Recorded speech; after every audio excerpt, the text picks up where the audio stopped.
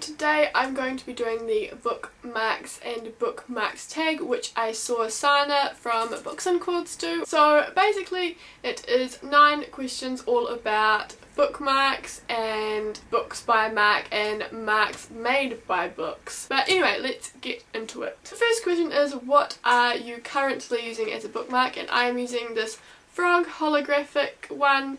It is Hear no evil, speak no evil, see no evil, and it just flicks back and forth.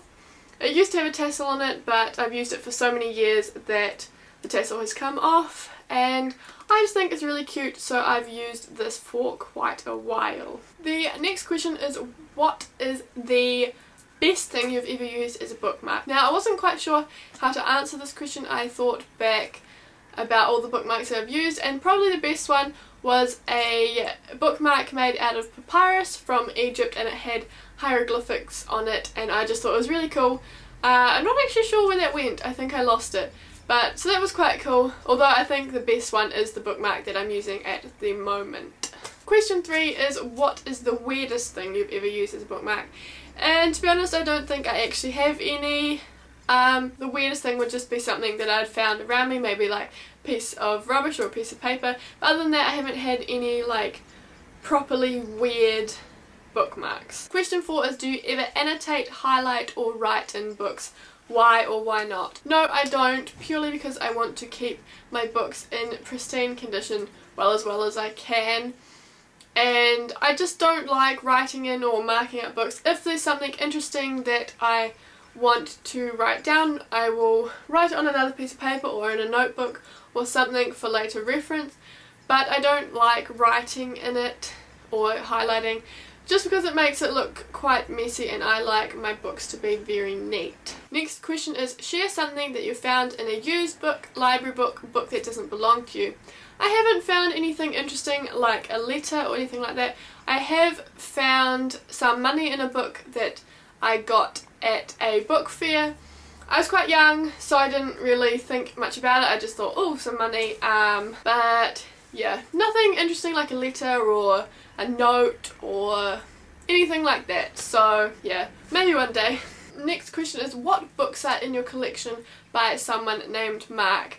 Now, I had a big look before, and I don't actually think I have any. Surprisingly, I have quite a lot of books, none by Mark. Yeah, so maybe one day. The next question is, what book has made the biggest impact on your life? Figuratively. Now, I cheated and chose 2 books for this because I couldn't just pick one.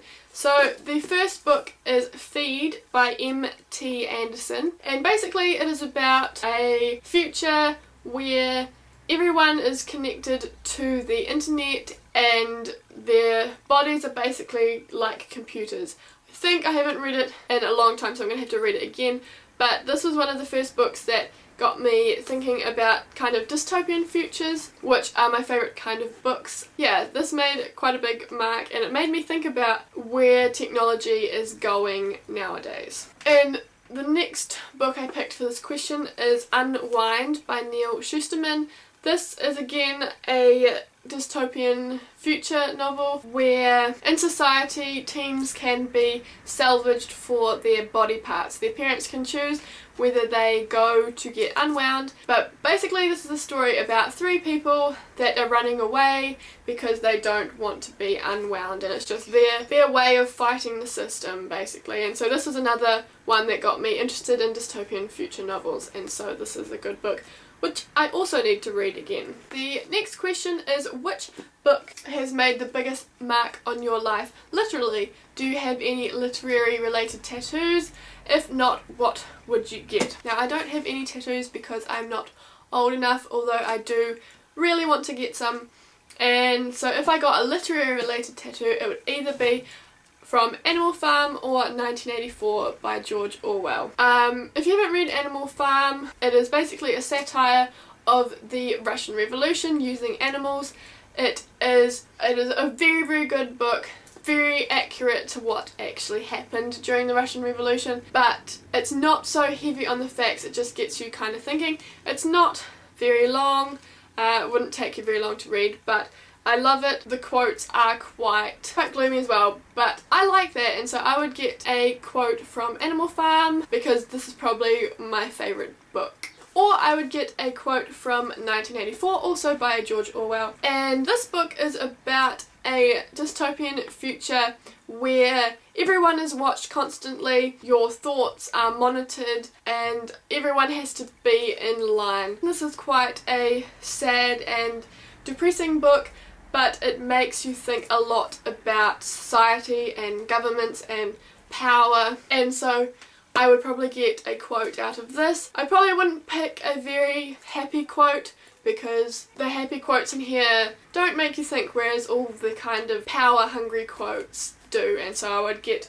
one from that. And the last question is, what book has made the biggest impact on your generation in your opinion? Now, I'm 16 and my generation don't tend to read very much, which saddens me, but that's the reality. And so the book I picked for this question is The Fault in Our Stars by John Green. Now, I picked this one because of all the hype around this book. It got a lot of my generation reading when they wouldn't normally read, and so, but this book got a lot of people that don't normally reading, and so I love it, and I think that it's made a big impact on my generation because it got my generation into reading again, which is always good. And so that is the end of the video. I hope you enjoyed. Thumbs up if you did.